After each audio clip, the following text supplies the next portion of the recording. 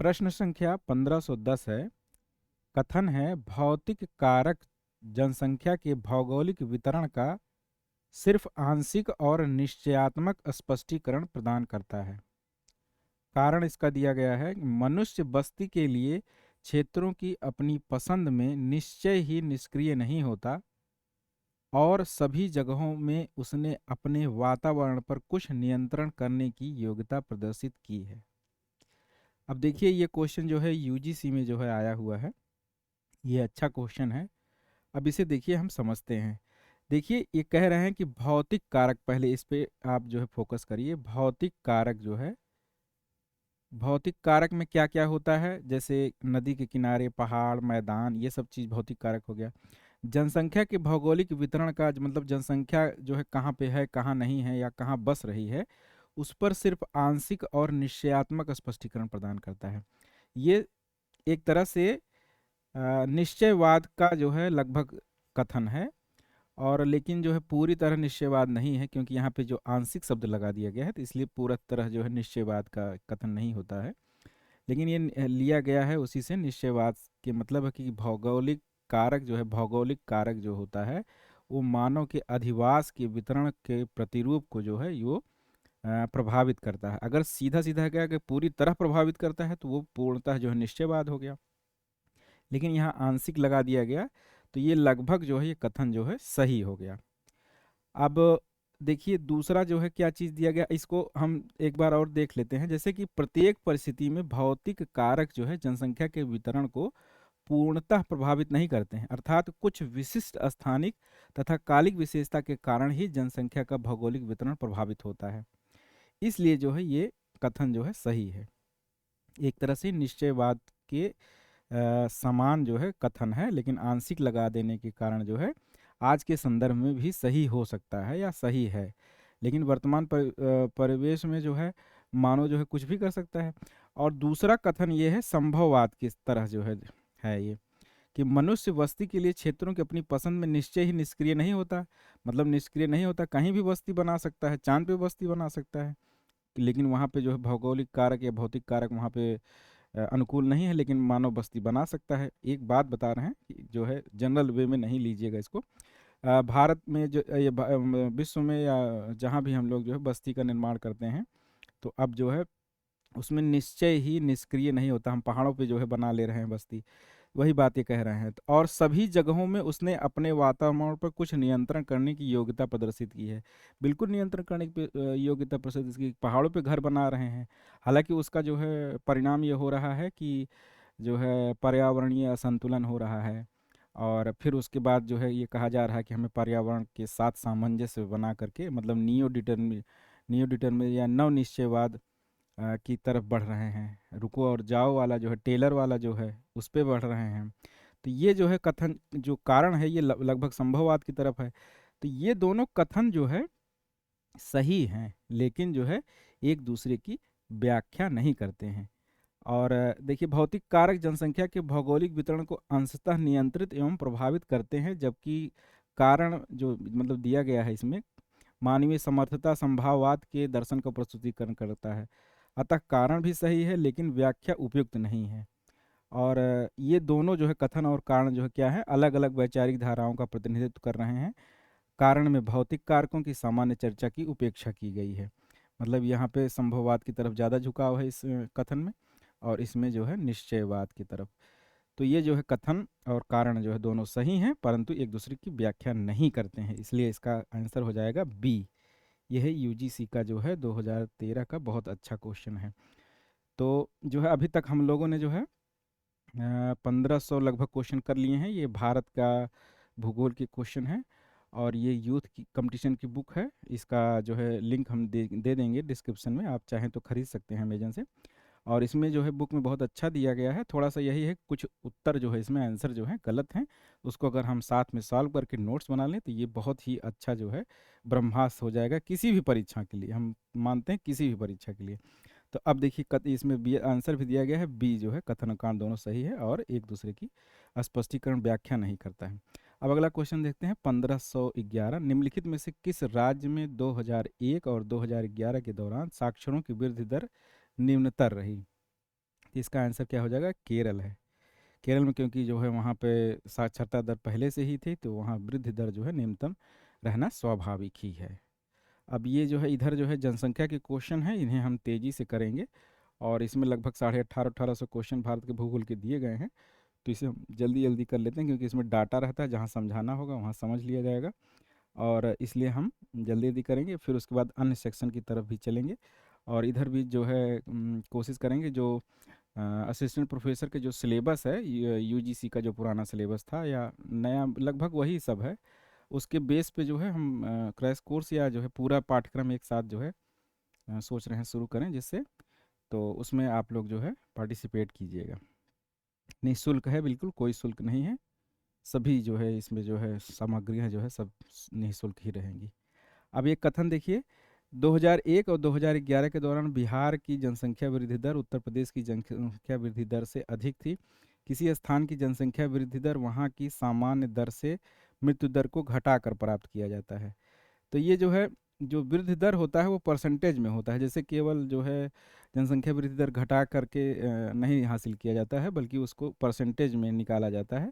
तो इसलिए कथन जो है गलत हो जाएगा, इसमें बहुत माइन्यूट सा अंतर है, तो ये इसलिए कथन गलत हो जाएगा। तो हमारा जो आंसर क्या हो जाएगा, आर गलत हो जाएगा और ए सही है, तो इसका आंसर सी हो जाएगा। अभी देखिए यहाँ दिया भी गया 2011 की जनसंख्या की दशकीय वृद्धि दर वाले कौन कौन से हैं, जैसे नागालैंड का 0.6 माइनस में था ये, और केरल का 4.9 है, ये 8.2 गोवा का है, आंध्र प्रदेश का 11 है, सिक्किम का 12.9 है। विश्व की वर्तमान जनसंख्या को स्थिर बनाए रखने के लिए निम्नलिखित में से कौन सा कुल प्रजनन दर होना अपेक्षित है। तो ये जो है स्थिर जनसंख्या के लिए क्या होता है, 2.1 होना चाहिए जो है। ये बहुत बार क्वेश्चन पूछा जाता है कि स्थिर जनसंख्या के लिए कितना जो है दर होना चाहिए, तो ये है 2.1। ये बहुत इंपॉर्टेंट है, इसको आप लोग याद कीजिए, क्योंकि जैसे दो अगर कर देंगे तो ये जो है गलत हो जाएगा, 2.1 होना चाहिए। आंकड़े देखिए दिए गए हैं कि भारत में दशकीय वृद्धि दर कितनी है, वो 17.7 है, और ग्रामीण की 12.3 है। ये डाटा है जो है। भारत की जनगणना के अनुसार किसी क्षेत्र को शहरी क्षेत्र कहलाने के लिए निम्नलिखित में से कौन से गुण होने अपेक्षित हैं। तो ये भी क्वेश्चन पहले भी आ चुका है। इसमें जो है देखिए दिया है, कोई भी स्थान जिसके पास नगर पालिका निगम ये अधिसूचित क्षेत्र या कस्बा हो, कम से कम 70% श्रमजीवी जनसंख्या गैर कृषि कार्य में संलग्न हो, न्यूनतम जनसंख्या 5,000 हो, और प्रति वर्ग किलोमीटर जनसंख्या का घनत्व 100 व्यक्ति हो। तो देखिए इसमें जो है, जहाँ ये 70 दिया है, यहाँ 70 दिया है, यहाँ अगर 75 होता तो ये कथन सही हो जाता, और जहाँ ये 100 दिया है यहाँ 400 होता तो ये कथन सही हो जाता। तो इसलिए ये दोनों कथन गलत हो जाएगा और ए और सी सही हो जाएगा, तो इसका आंसर हो जाएगा सी। अब 1515 जो है क्वेश्चन देखते हैं, देखिए वही चीज़ दिया गया है। 1515 वर्ष 2001 में भारत के राज्यों के घटते क्रम में जनसंख्या घनत्व के निम्नलिखित में से कौन सा क्रम सही है। देखिए 2001 का जो है आंकड़ा है ये, तो इसमें जो है पश्चिम बंगाल, बिहार, केरल, उत्तर प्रदेश, ये सी वाला आंसर होगा। जनसंख्या की दशकीय वृद्धि की प्रतिशतता 2001-2011 के बीच में से पूछ रहे हैं, राज्य में किस राज्य में सर्वाधिक था। तो इसमें जो है अरुणाचल प्रदेश में था जो है, और इस समय जो है 2011 में कौन सा है, मेघालय है। हाँ ये 2001 से 2011 के बीच, मतलब 11 वाली जनसंख्या पूछना, तो इसमें सबसे अधिक मेघालय है, दूसरे नंबर पर अरुणाचल प्रदेश है, और तीसरे पर बिहार है। ये बहुत इंपॉर्टेंट फैक्ट है, मणिपुर है, फिर जम्मू कश्मीर है। तो मेघालय एकदम याद रखिए, मेघालय और अरुणाचल प्रदेश और फिर बिहार। मेघालय सबसे ज़्यादा पूछा जाता है। भारत में किस राज्य में स्त्रियों की संख्या पुरुषों से अधिक है। तो ये जो है कौन सा राज्य है, केरल है। मतलब लिंगानुपात जो है कहाँ जो है अधिक है। 1000 में देखिए 1084 है, मतलब 84 जो है महिलाएं पुरुषों से अधिक हैं, और इसमें 4 महिलाएं कम हैं तमिलनाडु में, आंध्र प्रदेश में 7 महिलाएं कम हैं, इसी प्रकार छत्तीसगढ़ में 9 महिलाएं कम हैं। 11वीं पंचवर्षीय योजना में कुल परिव्यय का कितने प्रतिशत अंश जनजाति कल्याण के लिए आवंटित किया गया। तो ये देखिए फैक्ट है, क्वेश्चन है। अब ये पूछना जो है संभव नहीं होगा, अब ये इसे जान लीजिए, इसका 0.1% है। 2011 की जनगणना के अनुसार कौन से केंद्र शासित प्रदेश की जनसंख्या घनत्व सबसे अधिक है? इसमें कौन सा है? चंडीगढ़ है। सबसे अधिक जो है किसका है? दिल्ली का है, फिर चंडीगढ़ का है, फिर पांडिचेरी का है। दिल्ली अक्सर नहीं पूछते हैं क्योंकि दिल्ली सबसे अधिक है, सब जानते हैं। दूसरे और तीसरे नंबर पूछेंगे, कभी उसमें दिल्ली नहीं रहेगा, चंडीगढ़ नहीं रहेगा, फिर पांडिचेरी रहेगा सही। भारत की वर्ष 2011 की जनगणना के अभिलेखानुसार छत्तीसगढ़ में अनुसूचित जनजाति की लगभग संख्या कितनी है? तो ये लगभग जो है 80 लाख है। ये छत्तीसगढ़ स्पेशल क्वेश्चन है। अब देखिए भारतीय जो है जनजातियां दी गई हैं, इनका मिलान करना है। कौन कौन से? बैगा, भोटिया, करबी और रोंगपा। तो ये जो है कहाँ कहाँ जो है पाई जाती हैं? तो बैगा कहाँ पाई जाती है? बैगा जो है, बैगा जो है, बैगा पाया जाएगा ये है मध्य प्रदेश में। और भोटिया जो है उत्तराखंड या उत्तरांचल में। और करबी एलोंग और ये सब कहाँ पे है? तो ये जो है हो जाएगा असम में। और रोंगपा जो है सिक्किम में हो जाएगा। अब देखते हैं अगला क्वेश्चन। वर्ष 2001 में भारत की शहरी जनसंख्या कितनी थी? 2001 का पूछ रहे हैं, मतलब पुराना डाटा। तो ये 27.8 थी। और आज के समय में लो 2011 की जो है जनगणना के अनुसार कितना है? वो 31.1 है। 31.1 आप याद रखिए शहरी जनसंख्या। निम्नलिखित में से हलानगट्टा स्मृति स्तंभ कौन अनुसूचित जनजाति बनाते हैं? ये कौन से बनाते हैं? माडिया। ये जो है छत्तीसगढ़ स्पेशल क्वेश्चन है, माडिया। 2011 की जनगणना के अनुसार छत्तीसगढ़ राज्य में जनसंख्या का घनत्व क्या है? तो ये है 189। जनगणना 2011 के अनुसार भारत में महिला साक्षरता का प्रतिशत कितना है? तो कितना है महिला की प्रतिशत जो है? पुरुषों की 80.1 है, 80.9 है, और महिला की है 64.6, मतलब 64.6। अब 1525 के बाद 1526। निम्नलिखित राज्यों में अनुसूचित जाति की जनसंख्या के आधार पर घटते क्रम में व्यवस्थित कीजिए। अनुसूचित जनजाति, तो सबसे अधिक अनुसूचित जनजाति कहाँ है? जो है संख्या के आधार, परसेंटेज नहीं पूछ रहे हैं, संख्या के आधार पर तो सबसे अधिक मध्य प्रदेश में है जनसंख्या। फिर जो है महाराष्ट्र में है, फिर उड़ीसा में है, फिर राजस्थान में है। तो इसमें सबसे अधिक जो है मध्य प्रदेश हो जाएगा। तो पहला ऑप्शन हो जाएगा बी, फिर सी, फिर डी, फिर ए, मतलब डी वाला ऑप्शन सही हो जाएगा। एक ही से मिल गया, सबसे अधिक मध्य प्रदेश में है, तो ये इससे जो है आपका आंसर सही हो जाएगा। उत्तर प्रदेश का सर्वाधिक जनसंख्या वाला जिला निम्नलिखित में से कौन सा है? सर्वाधिक जनसंख्या वाला जिला कौन सा है? इलाहाबाद है, प्रयागराज नाम है इसका। 2011 की जनसंगणना के अनुसार भारत में प्रति वर्ग किलोमीटर जनसंख्या घनत्व है 2011 की जनगणना के अनुसार 382 है। 2001 में कितना था? 325 था, तो ये 382 हो गया है अब जनसंख्या घनत्व 382। जब किसी देश की 0 से 14, 15 से 44 आयु समूह जनसंख्या लगभग समान है तो जनसंख्या की वृद्धि को कहा जाएगा? तो ये जो है क्या कहा जाएगा? शून्य वृद्धि कहा जाएगा। क्योंकि देखिए जब 0 से 14 के बीच जो है बराबर 15 से 44 है, तो ये जब दोनों ऊपर का नीचे का बराबर हो जाएगा ये पिरामिड, तो मतलब स्थिर हो जाएगा ये, तो इसमें वृद्धि जो है नहीं होगी। और उसके बाद इसकी अगले वाली जो कंडीशन होगी कि इसमें जब मृत्यु दर में जो है मृत्यु दर में और कमी आएगी, तो जो है इसमें जन्म दर में भी कमी आएगी। उसके बाद जो स्थिति होती है कि जो है ऋणात्मक वृद्धि शुरू हो जाती है, इसके बाद वाली जो अवस्था आती है। तो इसका आंसर हो जाएगा शून्य वृद्धि जो है। जब जो है किसी देश की ये समान जनसंख्या होती है, इस जनसंख्या वृद्धि को शून्य वृद्धि दर कहा जाता है। ये इसका आंसर सी हो जाएगा। भारत की दृष्टि से भारत का विश्व में स्थान है जनसंख्या की दृष्टि से, तो जनसंख्या की दृष्टि से चीन के बाद दूसरा स्थान है। बहुत आसान क्वेश्चन है ये। और अब अगला क्वेश्चन देखते हैं। अ, तो 1991 से 2001 के में दक्षिण भारतीय राज्यों के बढ़ते क्रम में जनसंख्या वृद्धि दर कौन सा क्रम सही है?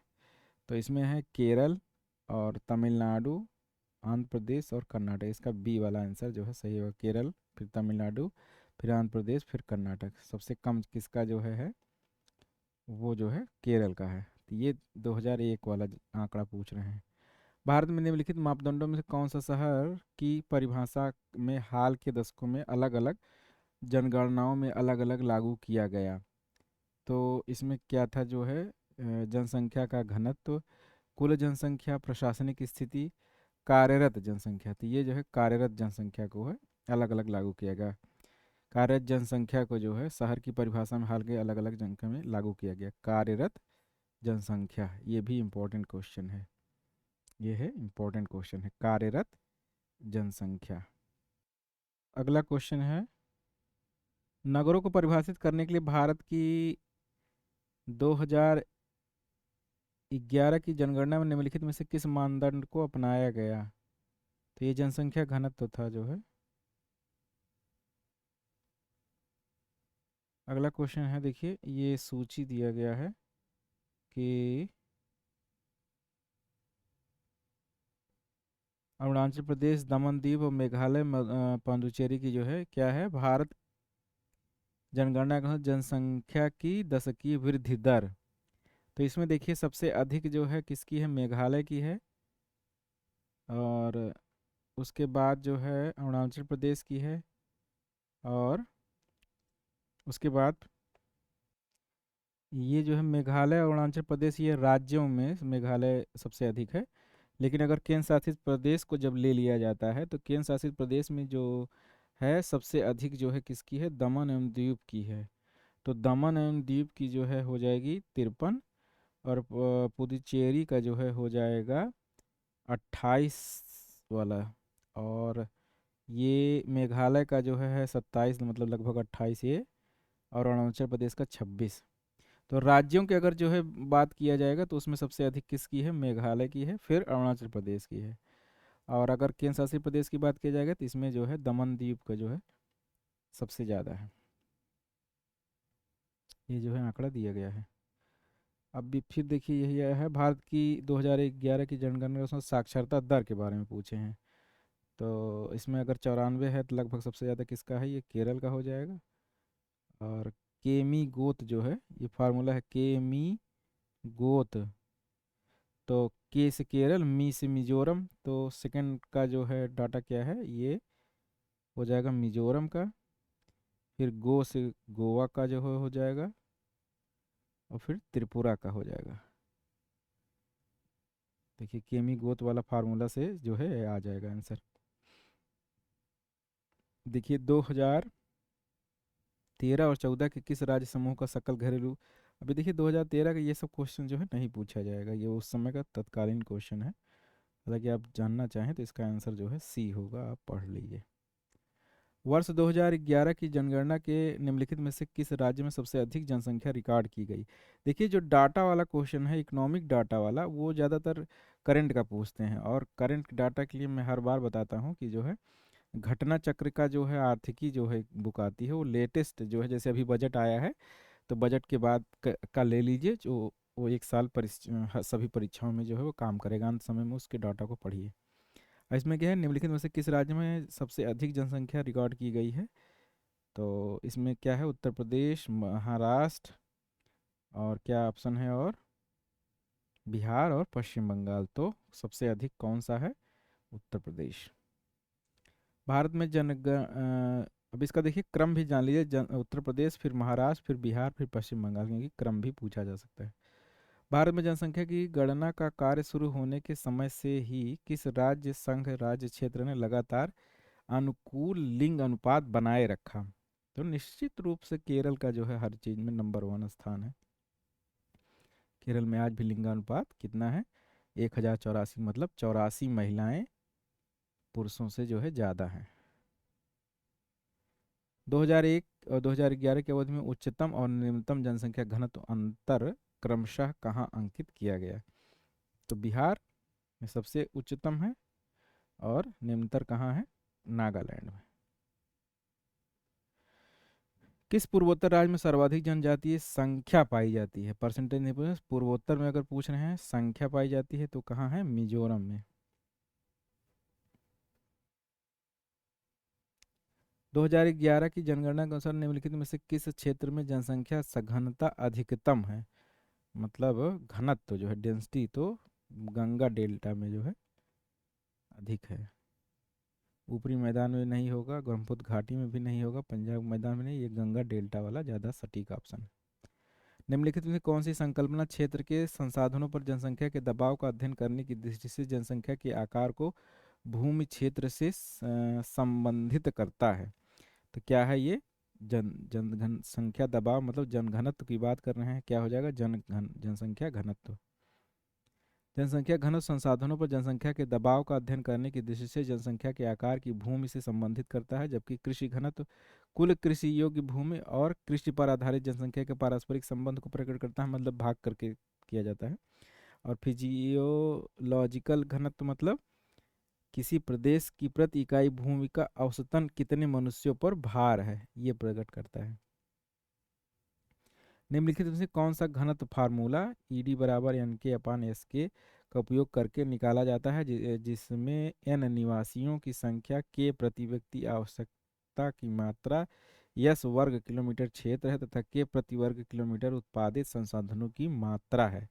तो ये क्या चीज़ है? ये आर्थिक है। ये देखिए, आर्थिक वाला घनत्व का फार्मूला भी दिया गया है, क्या होगा ये? एक होता है अंगणितीय घनत्व, प्रदेश की कुल जनसंख्या बटे प्रदेश का कुल क्षेत्रफल। कृषि घनत्व क्या होता है? कृषि में संलग्न या कृषि आधारित जनसंख्या और कुल कृषि योग्य भूमि पर ये होता है। और इसका जो है कायिक घनत्व होता है या फिजियोलॉजिकल घनत्व, प्रदेश की कुल जनसंख्या बटे प्रदेश की कुल कृषि योग्य भूमि। ये फार्मूला जो है आप याद कर लीजिए। 2011 के भारत की कुल जनसंख्या 121 करोड़ में नगरीकरण का स्तर क्या था जो है? तो 11 में कितना था? 31 दशमलव कुछ था जो है। तो 31 दशमलव कहाँ है? ये डी वाला ऑप्शन होगा। डी वाला ऑप्शन सही है, 31.16। 2011 जनगणना निम्नलिखित में से किस राज्य में जनसंख्या सबसे कम वृद्धि रही? तो ये बार बार यही आता है, नागालैंड 0.6 माइनस का। 2011 की जनगणना निम्नलिखित महानगरों में सबसे अधिक जनसंख्या दर्ज की गई? तो किसका है? मुंबई है सबसे बड़ा नगर, उसके बाद दिल्ली है, उसके बाद कोलकाता, फिर चेन्नई। ये क्रम भी पूछा जा सकता है। सबसे बड़ा क्या है? मुंबई, फिर दिल्ली, फिर कोलकाता, फिर चेन्नई। उसी प्रकार जनसंख्या घनत्व वाले जनसंख्या वाले राज्य: उत्तर प्रदेश, महाराष्ट्र, बिहार, पश्चिम बंगाल, मध्य प्रदेश। कभी कभी इतना सरल क्वेश्चन भी गलत हो जाता है लोगों से, क्योंकि क्रम लगाने के लिए दिया जाता है। सबसे अधिक हम उत्तर प्रदेश जानते हैं, महाराष्ट्र जानते हैं, बिहार, फिर क्रम लगाने के लिए दिया जाता है, हम गलत कर देते हैं।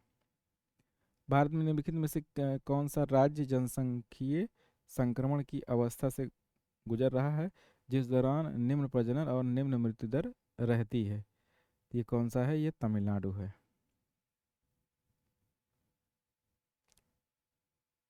निम्नलिखित में से कौन सा सही सुमेलित नहीं है? तो इसमें देखिए, ये विशाखापत्तनम जहाज निर्माण के लिए सही है, और भद्रावती लौह इस्पात के लिए भी सही है, पिंजौर मशीन जो है एचएमटी का वो सब है।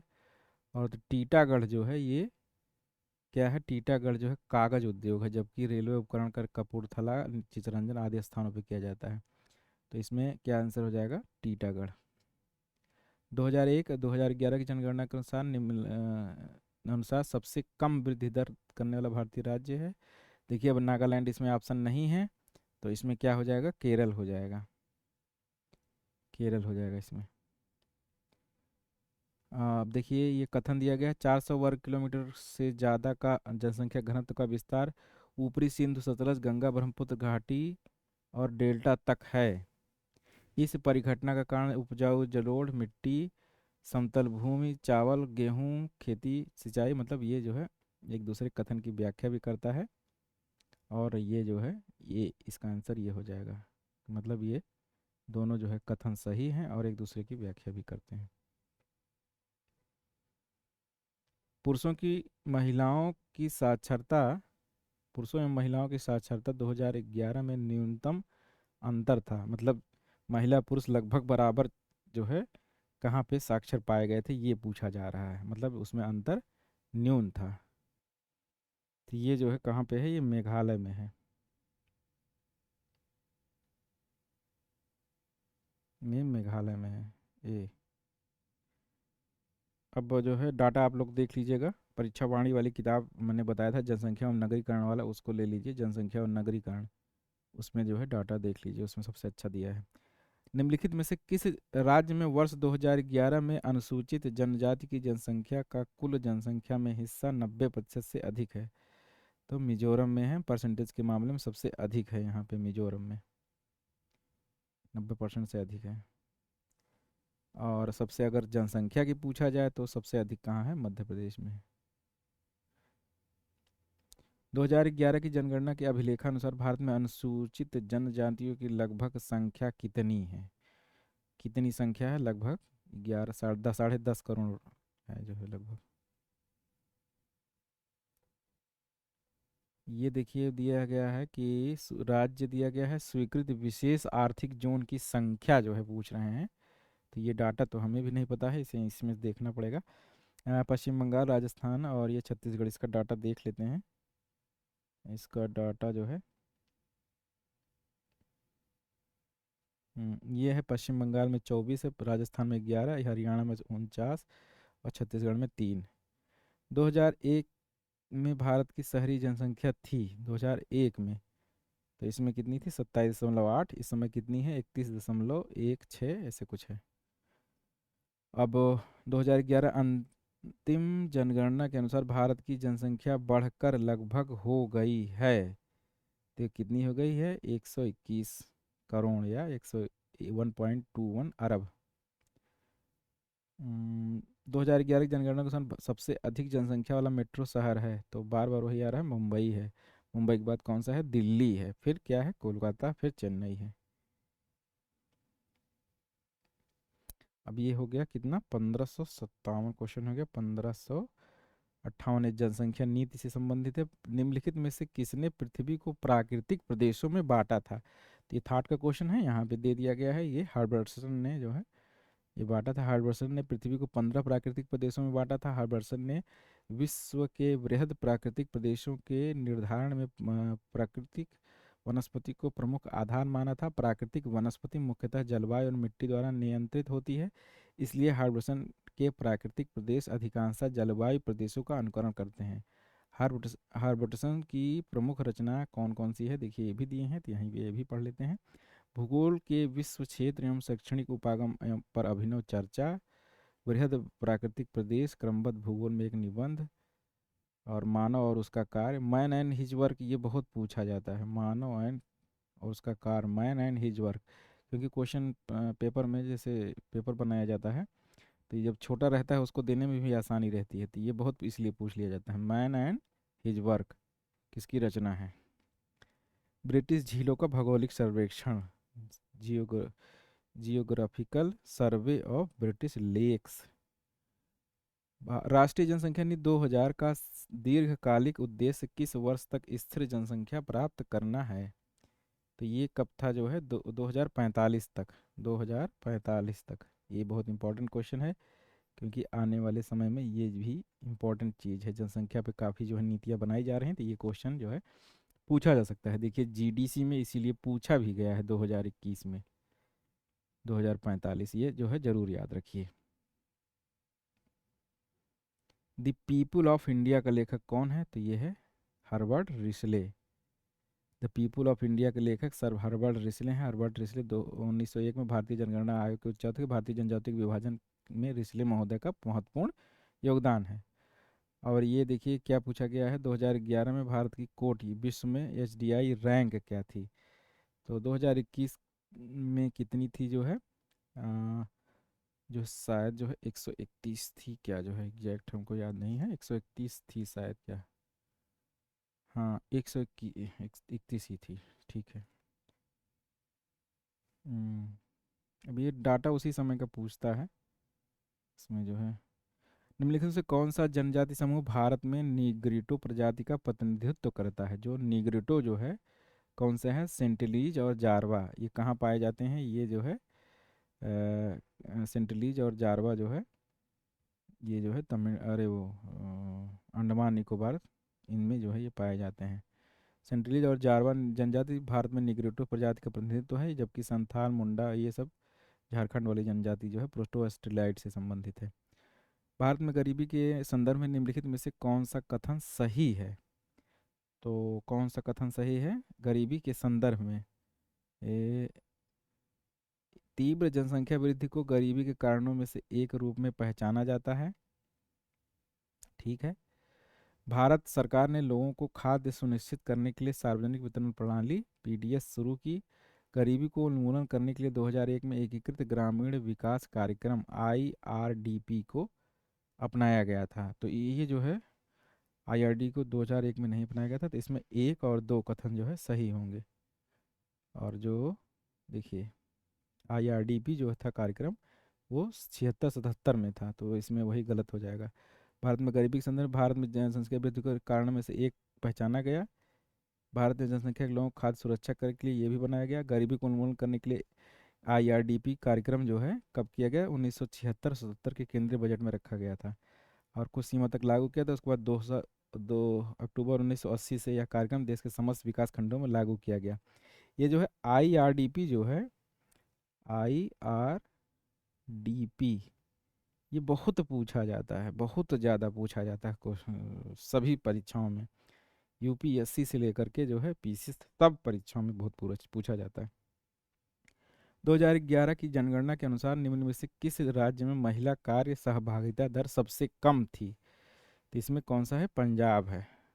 भारत की प्रथम जनगणना 1872 पर आधारित भौगोलिक लेख किसने प्रकाशित किया है? रिटजेल, ब्लास और कौन कौन ऑप्शन है? एलन संपल और रिचर्ड पीट। तो इसमें किसने किया था? ब्लास महोदय ने। ब्लास की जो है और पुस्तकें कितना है देखिए, बी में ऑप्शन कौन सा दिया गया? ब्लास दिया गया। ब्लास की यहीं पे पुस्तकें भी देख लेते हैं कौन कौन सी थी। फ्रांस का भूगोल, मानव भूगोल, पूर्वी फ्रांस का भूगोल, विश्व भूगोल, ये ब्लास की जो है पुस्तकें भी थी। देश का आर्थिक विकास मापने के लिए निम्नलिखित में से किस सूचक का सर्वाधिक प्रयोग किया जाता है? प्रतिवर्ती सकल राष्ट्रीय उत्पाद जो है इसका जो है उपयोग किया जाता है। जनगणना 2011 के अनुसार कुल जनसंख्या में जैन धर्म की जनसंख्या का प्रतिशत सर्वाधिक किस जिले में था? जी राजस्थान का क्वेश्चन है, तो ये उदयपुर का होगा।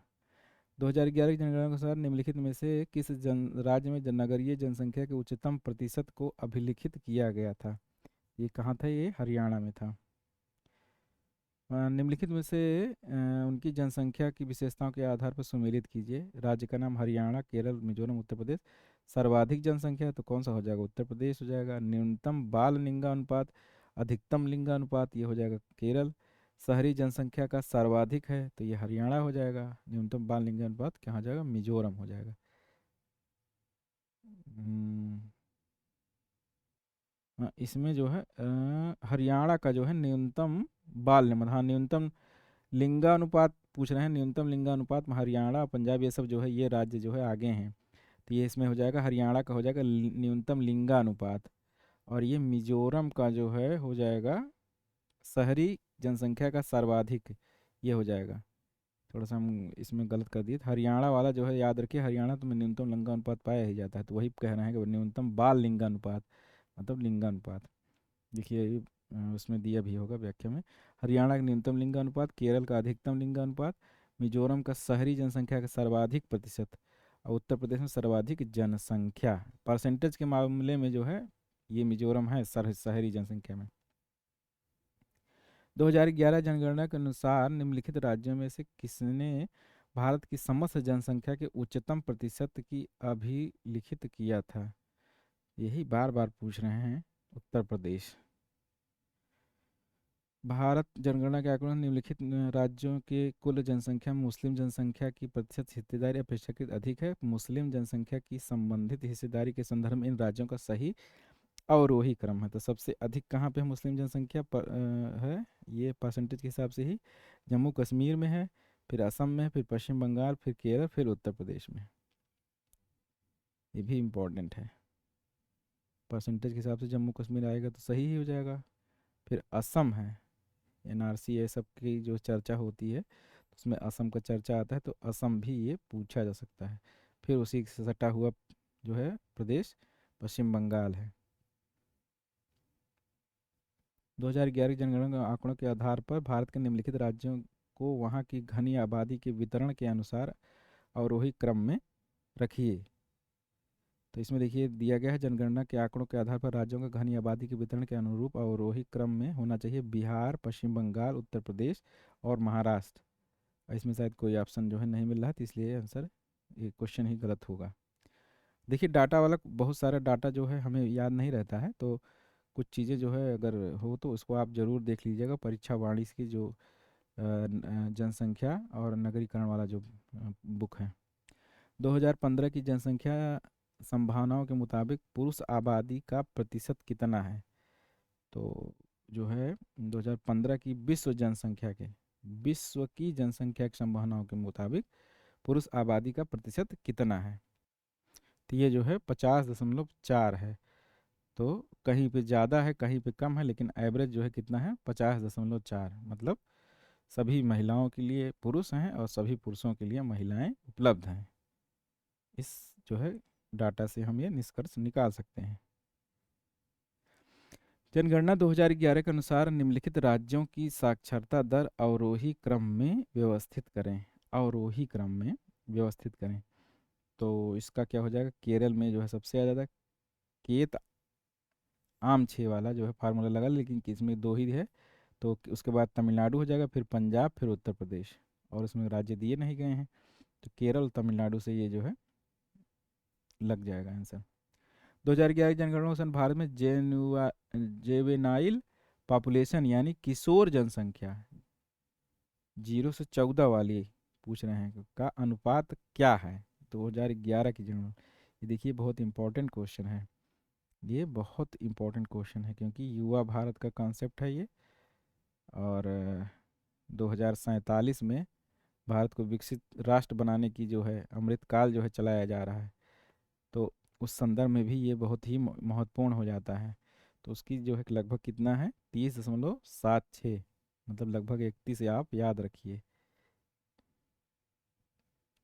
भारत में निम्नलिखित में से किस पंचवर्षीय योजना के दौरान नए शहर बसाने और मास्टर एवं क्षेत्रीय योजनाएं तैयार करने के क्षेत्रीय दृष्टिकोण पर पहली बार बल दिया गया? कि ये जो है शहरी बसाने और मास्टर क्षेत्रीय परियोजना, ये किस पे था? ये तीसरी योजना में था, ये 61 से 66 वाला। लघु और मध्यम आकार के शहरों के विकास में तेजी लाने के लिए लघु और मध्यम शहरों के समेकित विकास योजना किस पंचवर्षीय योजना में शुरू की गई थी? ITMST, ये जो है 6वीं पंचवर्षीय योजना में थी। IDMST। भारतीय जनगणना वर्ग 2000 तीसरा शहर को परिभाषित करने के लिए निम्नलिखित में से किस रेंज जनसंख्या के आकार का उपयोग किया जाता है? तो इसमें कौन सा होगा? तो जो तृतीय कैटेगरी की जो शहर होता है उसमें कितना होता है? ये पहला वाला ऑप्शन, 20,000 से 50,000, मतलब 49,999।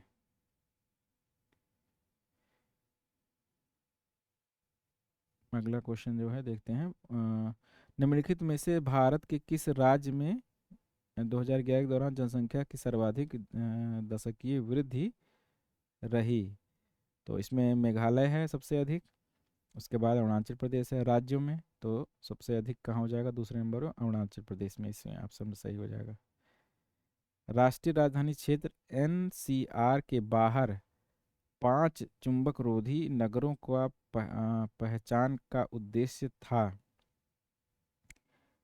NCR के भीतर और बाहर आर्थिक गतिविधियों के विकेंद्रीकरण के लिए नीतियों को आगे सुदृढ़ करने के लिए, पहला। जो सेकंड है, NCR के भीतर और बाहर जनसंख्या के विकेंद्रीकरण के लिए नीतियों को सुदृढ़ करने हेतु एनसीआर के भीतर और बाहर भौतिक और संरचना को उपलब्ध और सुदृढ़ करने के लिए, एनसीआर के बाहर स्वास्थ्य और चिकित्सा देखरेख की सेवा को सुदृढ़ करने के लिए। तो बेसिकली जो ये चुंबक रोधी मतलब जो बाहर विकेंद्रीकरण के लिए था, तो जिसे देखिए विकेंद्रीकरण जहाँ आया है, यही दोनों सही होगा। विकेंद्रीकरण जो है करने के लिए जो है ये था, तो एक और दो जो है सही हो जाएगा। एक और दो मतलब सी हो जाएगा ऑप्शन। निम्नलिखित में से किस राज्य समूह में 2011 की जनगणना के अनुसार अनुसूचित जनजाति की आबादी का कुल आबादी के अनुपात में सर्वाधिक है? तो इसमें कौन सा ऑप्शन हो जाएगा? इसमें हो जाएगा अ, लक्षद्वीप, मिजोरम और नागालैंड, सी वाला ऑप्शन। अभी देखिए दिया गया है, ये शब्द दिया गया है भाषा, बोली, वर्नाकुलर और लिंगुआ फ्रैंका। तो ये जो है परिभाषा क्या क्या है, तो देखिए इसको जो है हम व्याख्या ही पढ़ लेते हैं, क्योंकि आपको तब ज़्यादा समझ में आएगा। देखिए भाषा जो है क्या होती है, बोले जाने वाले शब्दों की व्यवस्थित प्रणाली जिसे परस्पर समझ के साथ संप्रेषित करने के लिए प्रयोग किया जाता है, ये हो जाएगा। बोली जो होता है शब्द उच्चारण लय गति में भिन्नता जो समान भाषा वाले बोलने वालों को एक दूसरे से पृथक करता है। मतलब बोली अलग अलग होती है, जैसे पूर्वांचल की बोली अलग है, पश्चिम की बोली अलग है। वर्नाकुलर जो है, लेकिन भाषा सबकी हिंदी है। वर्नाकुलर क्या होती है, किसी स्थानीय क्षेत्र की भाषा जो अमानकीकृत है। और लिंगुआ फ्रैंका जो है पृथक मातृभाषा वाले लोगों द्वारा संप्रेषण हेतु प्रयोग की जाने वाली भाषा है। तो इसे आप लोग जो है ये शब्द जो है याद कर ला लिए, इसको पढ़ के याद कर ला लिए, क्योंकि ये फिर भी कहीं और पूछा जा सकता है, तो इसको एकदम शब्द सा याद कर लीजिए। निम्नलिखित में से कौन सा जनांकीय मानदंड जनसंख्या वृद्धि दर को दर्शाता है? तो जो है जनसंख्या वृद्धि दर किससे होगी, प्राकृतिक परिवर्तन और कुल प्रवास। प्राकृतिक परिवर्तन जो हो रहा है मतलब जन्म दर जितना हो रहा है, मृत्यु जो हो रहा है, और उसके बाद प्रवास, कुल प्रवास, तो जो है जनसंख्या वृद्धि दर को वो दर्शाएगा। जननांकीय मापदंड में जनसंख्या वृद्धि दर को दो प्रकार होती है। पहली प्राकृतिक जनसंख्या वृद्धि दर होती है जो कुल जन्म दर से कुल मृत्यु दर घटाकर निकाली जाती है। दूसरी कुल जनसंख्या वृद्धि दर को प्राकृतिक वृद्धि दर से साथ साथ कुल प्रवास को भी सम्मिलित करके प्राप्त की जाती है। इस प्रकार जनसंख्या वृद्धि दर को दर्शाने के लिए प्राकृतिक परिवर्तन और कुल प्रवास का प्रयोग किया जाता है। अभी इसके पहले जो शायद क्वेश्चन आया था मैंने बताया था वो चीज़, तो वो वहाँ पे शॉर्ट में बताया था, मैंने बताया था परसेंटेज के हिसाब से होता है। तो यहाँ पे ये चीज़ जो है देखिए दिया गया है पूरा। कोहार्ट निर्भरता अनुपात जनसंख्या पर, देखिए फिर ये शब्द परिभाषित करने के लिए आया है, तो इसे जो है व्याख्या ही पढ़ लेते हैं। व्याख्या जो है देखिए, कोहार्ट जो है क्या होता है, कोहार्ट विशेष समान विशेषताओं से जुड़े जनसंख्या समूह को क्या बोलते हैं, कोहार्ट बोलते हैं। निर्भरता अनुपात मतलब उत्पादक जनसंख्या का मापन। जनसंख्या पिरामिड उम्र और लिंग संरचना को दर्शाने वाली ग्राफिकीय विधि, जिसे मतलब 0 से 14 तक इतनी है, इतनी जो है ये है, तो ये जो है क्या हो जाता है, ये पिरामिड होता है। और कुल प्रजनन दर मतलब बच्चा जनन करने वाले वर्षों में महिलाओं द्वारा प्रजनन किए जाने वाले बच्चों की औसत संख्या से है। 2011 की जनगणना के आंकड़ों के अनुसार निम्नलिखित राज्यों में किसमें जनसंख्या घनत्व सबसे कम है? इसमें कौन सा होगा, मिजोरम होगा। ये डाटा आप लोग जो है देख भी सकते हैं। 2013 के सैंपल रजिस्टर सर्वे के अनुसार मतलब TFR कुल प्रजनन दर भारत में सर्वाधिक थी, कहाँ पे थी वो, बिहार में थी। अब यहाँ पे जैसे कुल प्रजनन दर मतलब समझ गए, जैसे कि जो महिलाओं की आयु होती है बच्चा जो है प्रजनन की, तो उसमें जो है कुल औसत जो है जो होता है वही प्रजनन दर होता है। कुल कितना मतलब बच्चों की औसत संख्या प्रजनन किए जाने वाले की है, वही पूछना है सबसे ज़्यादा कहाँ पे है, तो ये बिहार में है। बिहार में है 3.3, फिर मेघालय में, फिर उत्तर प्रदेश में, फिर झारखंड में। 2011 की जनगणना के अनुसार भारत के निम्नलिखित राज्यों में से किसमें नगरीय जनसंख्या का प्रतिशत सबसे अधिक है? तो नगरीय जनसंख्या का प्रतिशत सबसे अधिक कहाँ पे होगा, ये गोवा में है सबसे अधिक। देखिए ऑप्शन में दिया ही, गोवा में 62.2 है, और मिजोरम में 52 42.1, 48.4 तमिलनाडु में, महाराष्ट्र में 45.2। 2011 की जनगणना के अनुसार भारत में निम्नलिखित राज्यों में पुरुषों और महिलाओं की साक्षरता दर में सर्वाधिक अंतर रिकॉर्ड किया गया। तो वो कहाँ पे है? ये उत्तर प्रदेश में है। देखिए मध्य प्रदेश का दिए गया है कुल कितना अंतर है, ये 18 है, उत्तर प्रदेश का 20 है। भारत में 2011 की जनगणना के अनुसार नगरों को जनसंख्या के आकार के आधार पर कितने वर्गों में बांटा गया है? कुल कितने हैं? 6 में बांटा गया है। धार्मिक समुदाय की जनसंख्या कितनी है? ईसाई, बौद्ध, सिख, जैन। तो सबसे अधिक किसकी है? सबसे अधिक जो है ईसाई की है, 2.3। फिर उसके बाद बौद्ध है 0.7, सिख जो होगा 1.7 हो जाएगा, जैन का 0.4 हो जाएगा।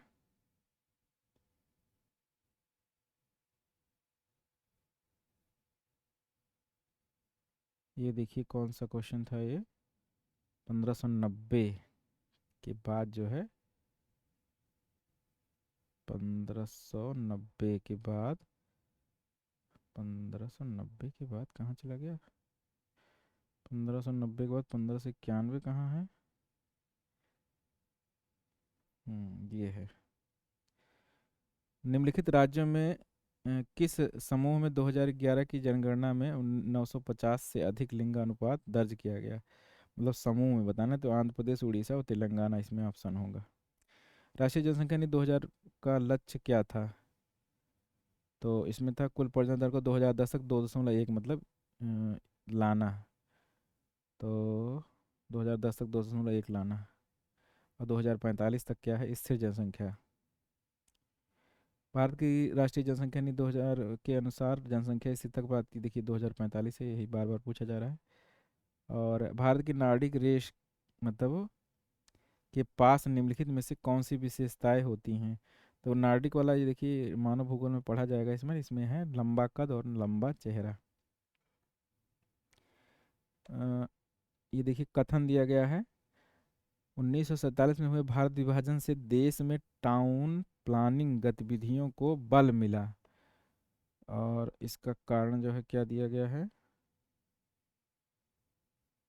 कारण क्या दिया गया? हाँ, विस्थापित लोगों के पुनर्वास और उन्हें रोजगार के अवसर मुहैया कराने के कार्य ने टाउन प्लानर्स के लिए विशेषकर उत्तर भारत में राज्यों के नए शहर बसाने और विद्यमान शहरों में सुविधाएं मुहैया कराने का बड़ा अवसर प्रदान किया था। ये बिल्कुल सही है, क्योंकि जो पाकिस्तान से आए थे, तो दिल्ली और इन सब राज्यों में जो है नए सिरे से जो है शहर की जो है संरचना बसाई गई, तो उसी के संदर्भ में क्वेश्चन पूछा जा रहा है।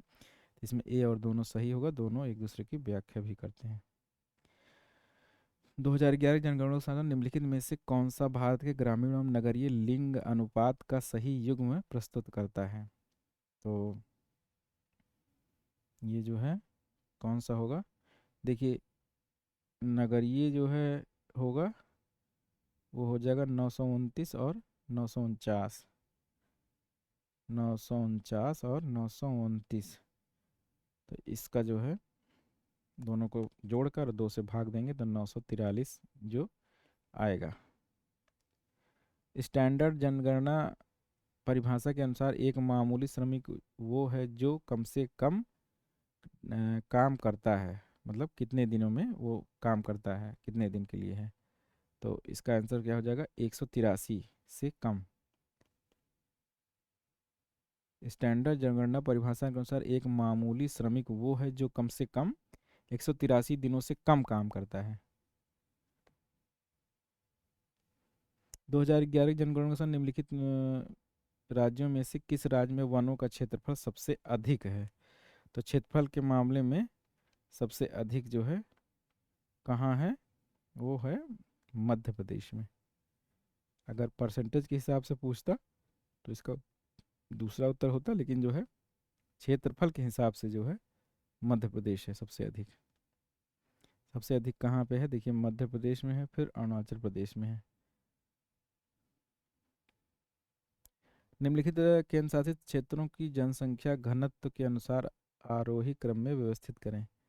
जनसंख्या घनत्व जो है, तो सबसे अधिक कहाँ पे है? ये कौन सा ऑप्शन है? हाँ, अच्छा, ये आरोही क्रम में व्यवस्थित करना है। तो चलिए इसका डाटा जो है देख लेते हैं। ये ये है, देखिए, दादर नगर हवेली में है 700, लक्षद्वीप में है 2149, दमन एवं द्वीप में है 2191, और पांडिचेरी में है 2547। तो सबसे लास्ट में पांडिचेरी होगा, फिर दमन द्वीप, उसके बाद फिर लक्षद्वीप, फिर दादर नगर हवेली, मतलब दादर नगर हवेली में सबसे कम। उसी हिसाब से व्यवस्थित इसे कर लीजिएगा, तो इसका आंसर सी हो जाएगा। भारत के निम्नलिखित राज्यों में किसमें सर्वाधिक गारो जनजाति का जनसंख्या है? तो गारो खासी जयंती है जहाँ पे है, तो गारो का होगा कहाँ? ये मेघालय। इसे आप जो है केवल गारो खासी जो पहाड़ियाँ हैं उससे भी आप गेस कर सकते हैं। मिजोरम, सिक्किम, मणिपुर, नागालैंड, इनका जनसंख्या घनत्व क्या है? तो मिजोरम का है 52, 52, फिर सिक्किम का 86, और मणिपुर का 128, और नागालैंड का 119। निम्नलिखित राज्यों का कुल साक्षरता 2011 के अनुसार अवरोही क्रम में व्यवस्थित करें।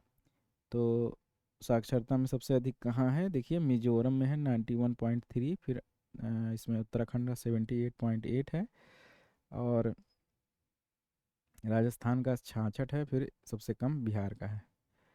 अगला क्वेश्चन है, देखिए, कथन ए और दूसरे कारण दिया गया है, नीचे दिए गए कूट से सही उत्तर चुनिए। भारत की जनसंख्या वृद्धि दर घटी है। भारत की जनसंख्या वृद्धि दर घटी है। और कथन है ये, कारण क्या है? भारत ने जनसंख्या के लिए समुचित नियोजन नहीं किया है। तो समुचित नियोजन नहीं किया है, तो इस कारण जो है जनसंख्या वृद्धि दर घटी है, ये तो कोई बात नहीं हुई। तो इसका जो है व्याख्या तो नहीं कर रहा है, क्योंकि वृद्धि दर घटने का मतलब होता है कि अच्छा नियोजन किया गया होता, तो जो है वृद्धि दर घट रही है, इसके कारण है। लेकिन ये जो है क्वेश्चन जो है कॉन्सेप्चुअल है, पूछा जा रहा है कि भारत ने जनसंख्या के लिए समुचित नियोजन नहीं किया है, तो ये कथन जो है सही है। और वृद्धि दर भी घटी है, तो ये भी कथन सही है, लेकिन एक दूसरे की व्याख्या नहीं कर रहे हैं। तो ये जो क्या हो जाएगा? आंसर बी हो जाएगा। भारत में जनसंख्या वृद्धि दर घटी है और भारत में जनसंख्या के लिए समुचित नियोजन नहीं किया गया, कथन कथन दोनों का सही है, स्पष्टीकरण। देखिए, 2011 के अंतिम आंकड़ों के अनुसार जो जस की वृद्धि दर रही कितने रही? 17.7 रही, जो है जो कम हुई है पिछले से। इसीलिए दोनों कथन कारण सही, लेकिन व्याख्या नहीं कर रहे हैं। भारत के नगरीय जनसंख्या 2011 के प्रतिशत से समूह सुमेलित कीजिए तथा सूची 1-2 को सुमेलित कीजिए। जनसंख्या जो है ये दिया गया है, और ये जो है दिया गया है राज्य।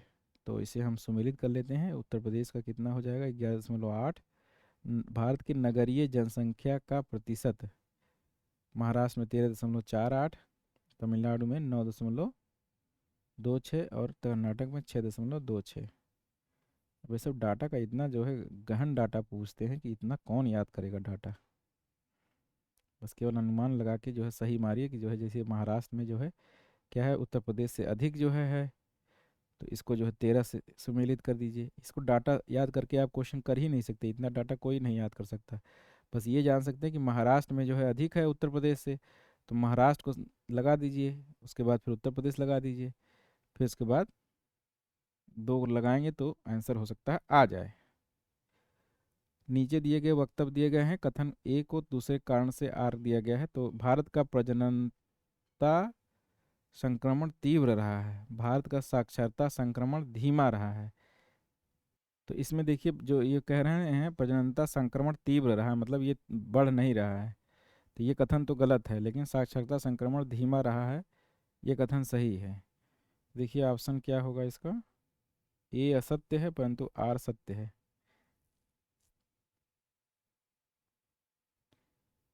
अच्छा, ये इसका जो है कहाँ दिया गया है? 1600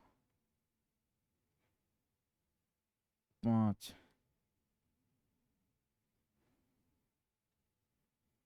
अच्छा,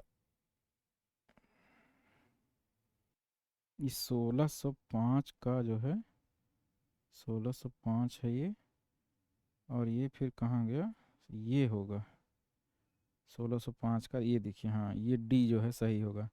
ये गलत है परंतु आर सही है, ये जो है होगा, और दूसरा आंसर देख लिए थे। ठीक है। भारत की 2011 की जनगणना के अनुसार देश में सबसे कम लिंगानुपात किस राज्य में है? तो हरियाणा जो है काफ़ी फेमस है इस मामले में।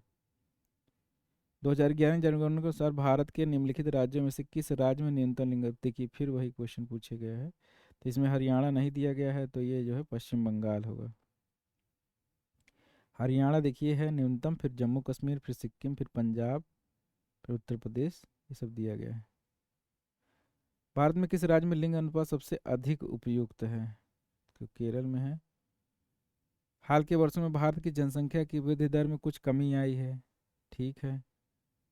2011 की जनगणना के अनुसार भारत की लगभग 2/3 जनसंख्या शिक्षित है। तो देखिए कथन और कारण तो जो है सही हैं, लेकिन स्पष्ट व्याख्या नहीं कर रहे हैं।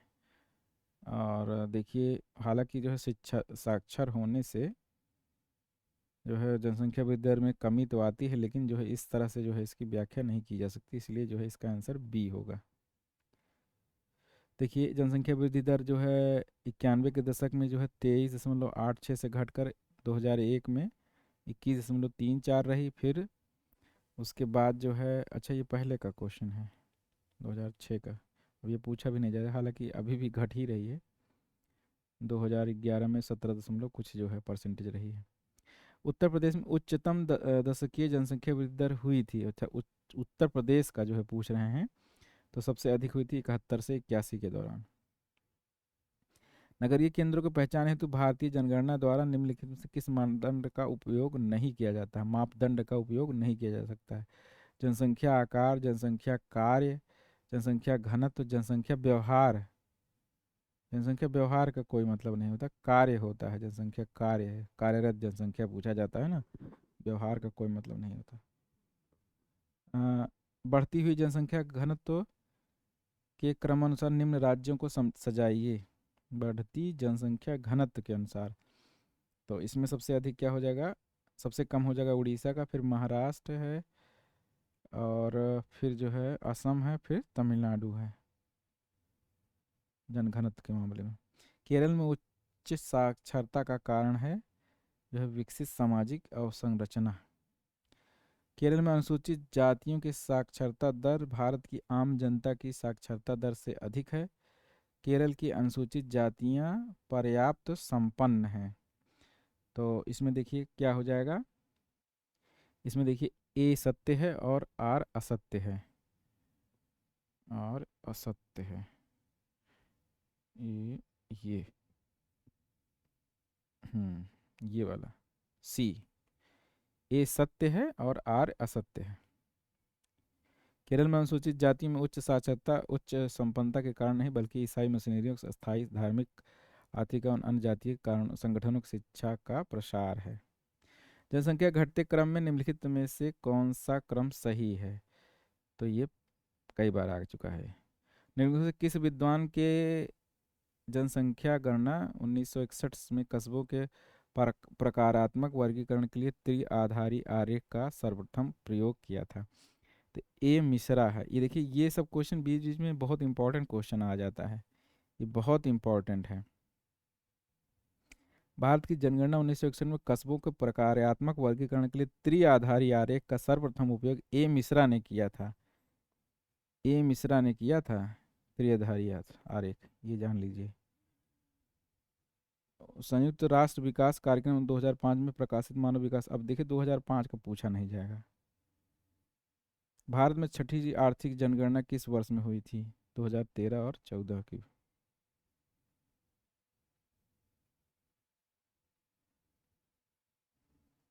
अगला क्वेश्चन देखते हैं। निम्नलिखित में घनी जनसंख्या वाला राज्य कौन सा है? पश्चिम बंगाल। अब इस समय कौन सा है?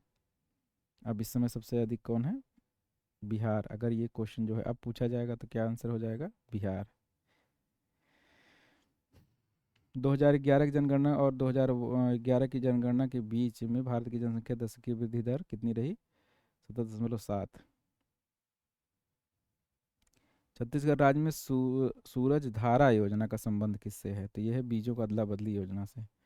जनसंख्या 2011 के में भारत में किस जिले में उच्चतम यौना अनुपात मतलब लिंगानुपात अंकित किया गया था? ये माहे में था, पुदुचेरी में।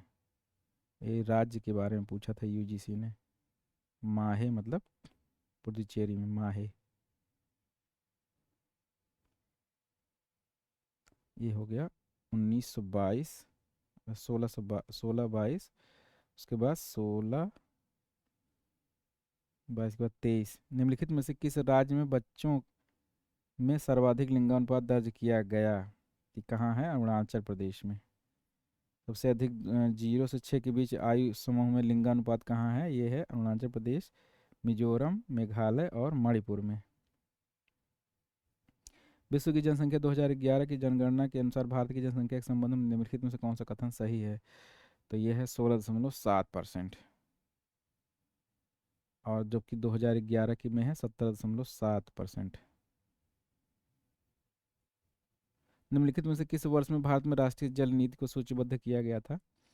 तो राष्ट्रीय जल नीति जो है, देखिए 2012 में जो है किया गया था। अब जो है पहली बार जो है किया गया था 1987 में राष्ट्रीय जल नीति को सूचीबद्ध किया गया था। इसके बाद 2002 में, उसके बाद 2012 में इसे संशोधित किया गया। ध्यान है कि भारत में कुल जल संसाधन का 4% उपयोग करता है। ये क्वेश्चन जो है बहुत पूछा जाता है। तो 1987 में पहली बार है, फिर 2002 में है, फिर 2012 में है राष्ट्रीय जल नीति। राज्यों का कौन सा अनुक्रम लिंग अनुपात के अधोमुखी क्रम में है? लिंग अनुपात। देखिए यही सब घुमा फिरा के बार बार क्वेश्चन पूछते हैं, सर दर्द करने लगता है ये आंकड़ा पढ़ते पढ़ते। केरल में सबसे अधिक है, फिर तमिलनाडु, फिर आंध्र प्रदेश, फिर 2011 के बीच लिंग अनुपात प्रति 1000 पुरुषों में स्त्रियां जो है 5 से 10 वृद्धि हुई।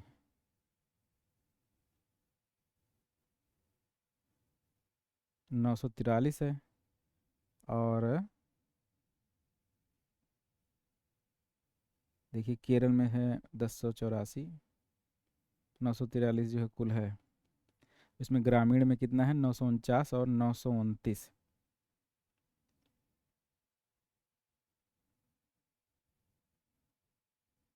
यदि किसी जनसंख्या समूह में एकरूपता नहीं है तो किस प्रकार का प्रतिचयन सैंपलिंग की जाएगी?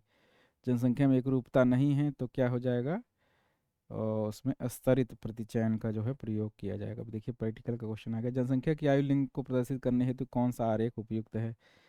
तो जनसंख्या के लिए सबसे अधिक क्या होता है? जो पिरामिड बनाया जाता है, ये पिरामिड आरेख। निम्नलिखित में से कौन सा युग्म सुमेलित नहीं है? डाफर, कोरबा, चेंचू, खोंड। ये जो है ये जनजातियां हैं, इसमें कौन सा सुमेलित नहीं है? तो देखिए ये सी जो है होगा, ये जो है चेंचू जो है आंध्र प्रदेश में मिलता है। आंध्र प्रदेश में, तो ये सी आंसर हो जाएगा इसका। 16 30। 16 30 के बाद 16 31। 2011 जनगणना के अनुसार भारत का कौन सा राज्य सबसे अधिक जनसंख्या घनत्व वाला है? तो ये कौन से? बिहार है। जनसंख्या संक्रमण मॉडल की कौन सी अवस्था उच्च जन्म परंतु निम्न मृत्यु दर का पूर्वानुमान करती है? तो यह है दूसरी अवस्था। देखिए जो है इसको पढ़ लेते हैं। जनसंख्या संक्रमण की द्वितीय अवस्था में जन्म दर उच्च और लगभग स्थायी रहती है, किंतु मृत्यु दर में ह्रास होने लगता है, और जिससे कुल जनसंख्या में क्रमशः वृद्धि होती जाती है। इस अवस्था में जन्म दर 35 प्रति हजार इससे ऊपर रहती है। मृत्यु दर 25 से 15,000 प्रति हजार पाई जाती है। मृत्यु दर में ह्रास के कई कारण उत्तरदायी होते हैं, जिसमें पोषण, सफाई, स्वास्थ्य, ये सब जो है माल्थस का जो संक्रमण सिद्धांत है, जनसंख्या संक्रमण सिद्धांत, उसमें जो है ये पढ़ लीजिएगा आप लोग। अभी देखिए आंकड़ा दिया गया है जनगणना में साक्षरता दर। तो इस पर डाटा देख लेते हैं। उत्तराखंड के 70 है, और छत्तीसगढ़ का 60 है, फिर तमिलनाडु का 73 है, और गुजरात का 69.7 है। अब देखिए नगरीकरण जो है शुरू हो रहा है 1634 से। अब इसे अगली वीडियो में करेंगे, क्योंकि डाटा पढ़ते पढ़ते सर जो है पक जाता है, सर जो है दर्द करने लगता है। इसको जो है आप लोग परीक्षा वाणी वाली बुक से जो है पढ़ लीजिएगा, जो इसमें डाटा है, क्योंकि ज़रूरी नहीं कि डाटा वाला क्वेश्चन इसी तरह पूछा जाएगा, लेकिन यह है कि इसी तरह जो है हमको थोड़ा सा पढ़ने से जो है कुछ चीज़ें याद हो जाती हैं, बाकी डाटा जो है जल्दी याद करना बहुत कठिन काम होता है। तो फिर इसके आगे जो है इसके अगले वीडियो में इसको पूरा ख़त्म कर देंगे, चाहे जैसे जो है ये ख़त्म हो जाएगा इंडिया, फिर उसके बाद फिर जो है अलग टॉपिक शुरू करेंगे।